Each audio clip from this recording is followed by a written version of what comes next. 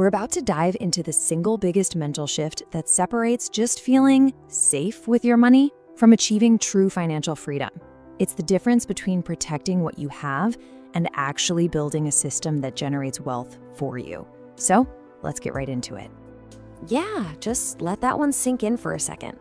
I know, that probably goes against a lifetime of advice you've heard. We're all taught to be proud of being savers, right? It feels responsible, it feels smart, and it is. But it's only half the equation. And this right here, this is the core difference. A saver's main job is to protect money, to basically build a fortress around what they already have. An investor's job, it's to grow systems, to build engines that create more value over time. You can think of it like this. One is all about defense, and the other is all about offense. And that's the trap, isn't it? A life spent only on defense is a life spent just trying not to lose. But here's the thing. Financial freedom isn't about just avoiding losses. It's about building a system that's actually designed to win consistently over the long haul, no matter what the market is doing day to day. So that brings us to the big question. What is this mental shift we're talking about?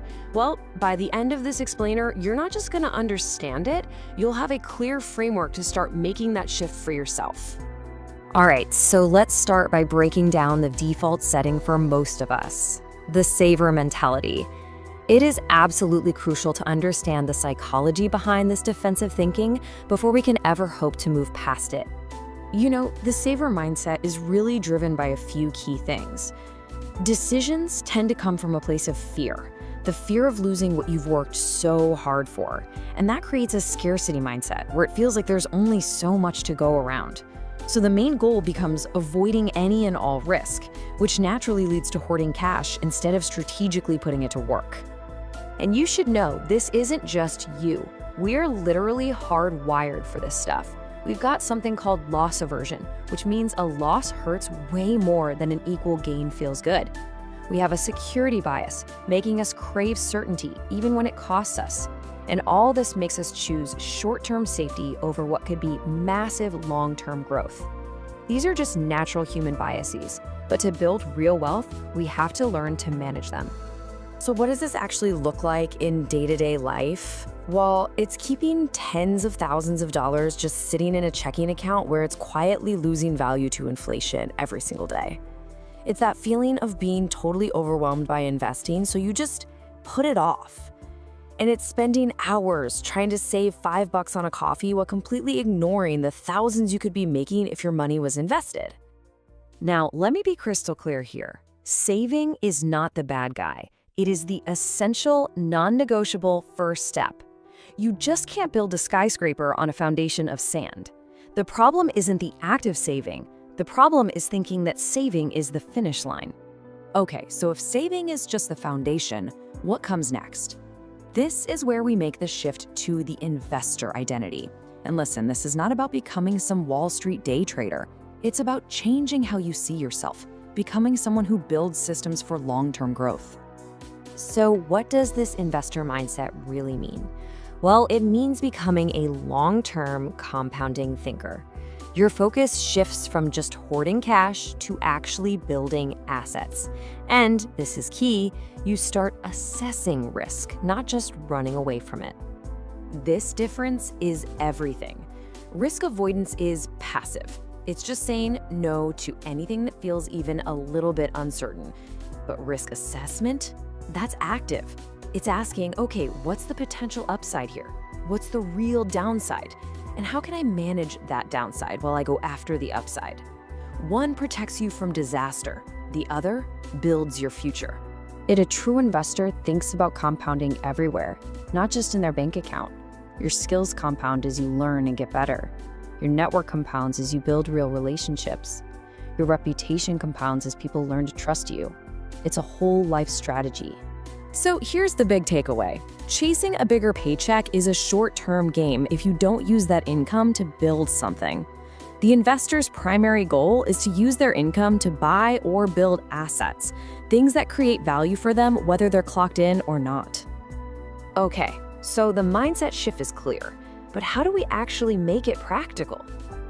For that, we use a simple framework I call the allocation blueprint.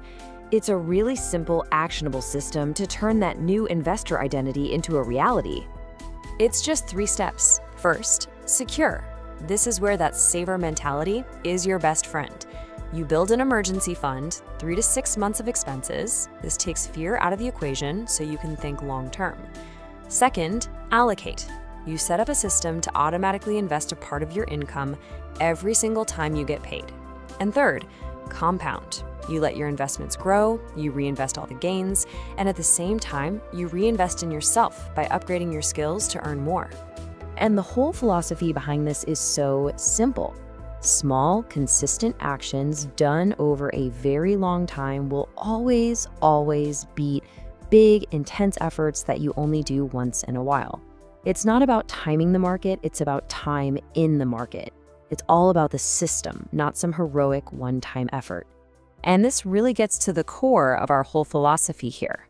Financial hope is waiting around for a lucky break, a big promotion, a hot stock tip, maybe an inheritance. But financial freedom, that's not about luck.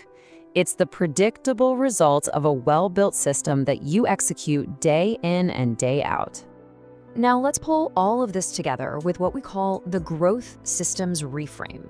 This is where we take the conversation from just tactics and numbers to something way more fundamental. Your financial situation today, it's not really about the numbers in your bank account. That's just a lagging indicator of who you believe you are and the daily decisions you make. If you identify as a builder, as a long-term thinker, your decisions are going to lead to wealth. If you identify as someone who's just trying to scrape by, your decisions will reflect that. You have to change the identity first. So the real levers for financial growth aren't some fancy, complicated investment strategies. They're actually foundational character traits. It's the discipline to stick with your system even when it's boring. It's the clarity to know what you're actually building towards. And it's the patience to truly embrace a long-term, compounding mindset in everything you do. I want to leave you with this one last thought. Think of this as the ultimate test for your financial system. Is it working for you, or are you only working for it? The goal is to build an engine that runs 24/7, creating value and freedom. And if it's not doing that, well, your system just isn't built yet. So now that you have the blueprint for building, it's just as important to understand the things that can tear it all down. In our next explainer, we are going to break down the subtle, hidden habits that quietly sabotage your financial progress, even when you're making more money. You're not going to want to miss that one.